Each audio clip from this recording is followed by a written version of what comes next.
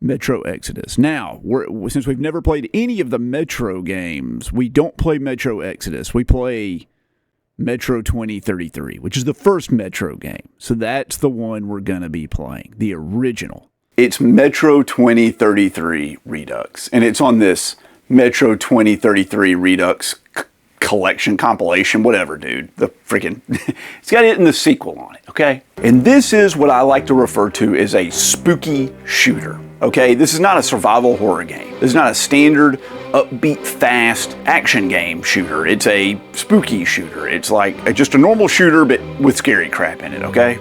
So the story in this is that like a nuclear explosion happened and it sent the world into, I guess, like a nuclear winter. And you and the other 40,000 survivors found refuge in the Moscow Metro underground system. And you play as Artyom, which is this, 20-year-old who has never really known life outside the tunnels.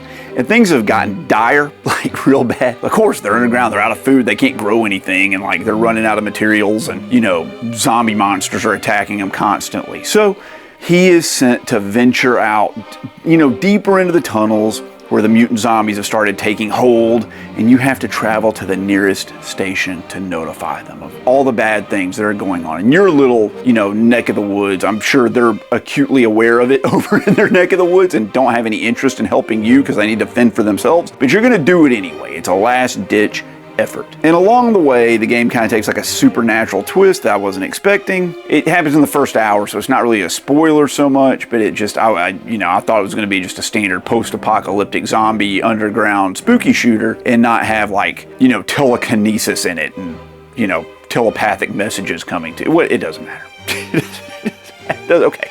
Crazy story. Now, it is like a standard first-person shooter from that time period. And it's got chunky guns, and it's not really a cover shooter, but it feels like a Call of Duty game, honestly, from around that time of period. It reminds me of World of War a lot. But it has some interesting and unique mechanics. It has this like gas mask that you have to put on and take off. You're down in the tunnels and stuff, it's mainly safe. But if you're up on the surface or in a building or something, the air is toxic from the nuclear winter, and you got to put on the gas mask. Of course, you can see raindrops on the gas mask. The gas mask can fog up, but it also has like cylinders. So filters on, I say cylinders, they're filters, okay? They're on a time limit, okay? And you're constantly having to scavenge for new filters, because if your filters run out, then you die, right? That's how it works. Now, I don't really like this because you're on like a timer all the freaking time, and the filters just deplete super rapidly.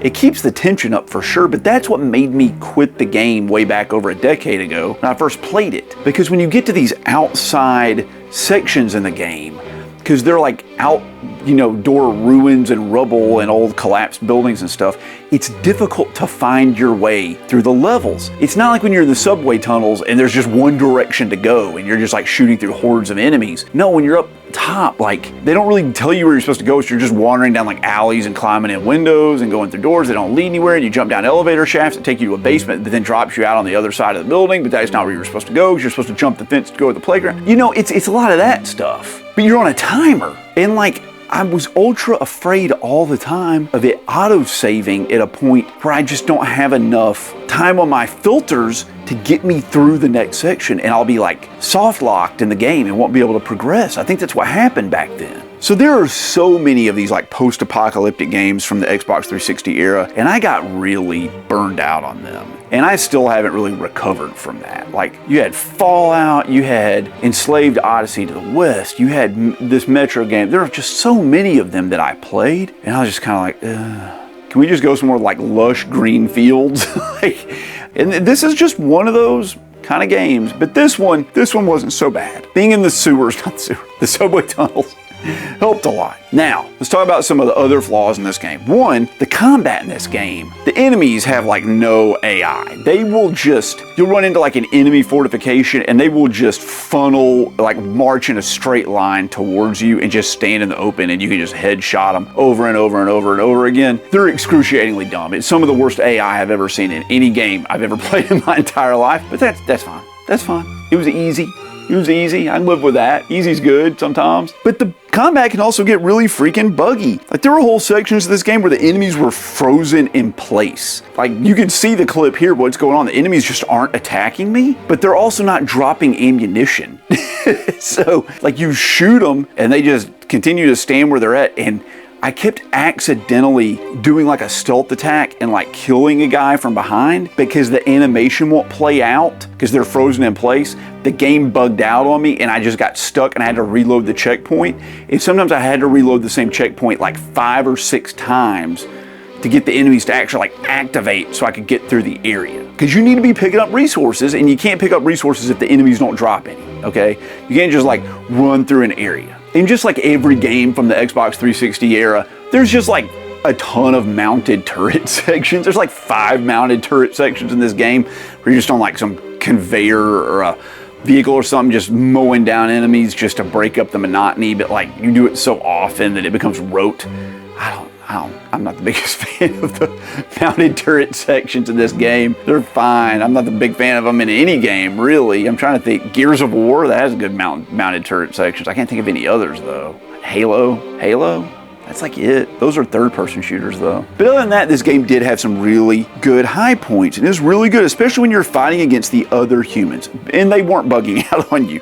But it had some really annoying parts that I did not like. The last level of the game was a huge letdown, where instead of like a big battle or a boss fight, you just have a bunch of like platforming challenges that you never want to do in first person. You don't want to platform in first person. That's stupid. You can't see your feet. How are you going to land on a platform when you can't see your freaking feet? And it was with these like the same thing, like you were up top with the gas masks, you're on a timer, and I ended up having to do this crap where in the last level of the game there were no filters and I didn't have enough time on my gas mask, but I figured out you could like put your gas mask on for 1 second and take it off and then go for 15 seconds before your character suffocated. So it was literally like put the gas mask on for 1 second, take the gas mask off, walk for 15 seconds, put the gas mask on for 1 second, take the gas mask off, walk for 15 seconds. But doing that during combat with like picking up ammos and switching guns, and you can't shoot while you're putting the gas mask on or taking the gas mask off.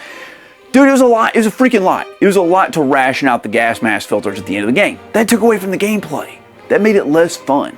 I wasn't focusing on what was happening in the game. I was focusing on some stupid button combination I had to keep pressing over and over again. So, Metro 2033, despite its flaws, and they are ample, it still has a lot of really good things going for it. You know, for a spooky shooter, I think it was good, but it's just a relic of its time. It just is. But the overall world building and the atmosphere and the story were enough to see me through to the end. It's not survival horror, and it felt like I was completely full on ammo the whole time. I only ever got stuck with, just like I said, the gas mask filters running out on me. I am looking forward to playing the sequels to this. There are 2 more on the PS4.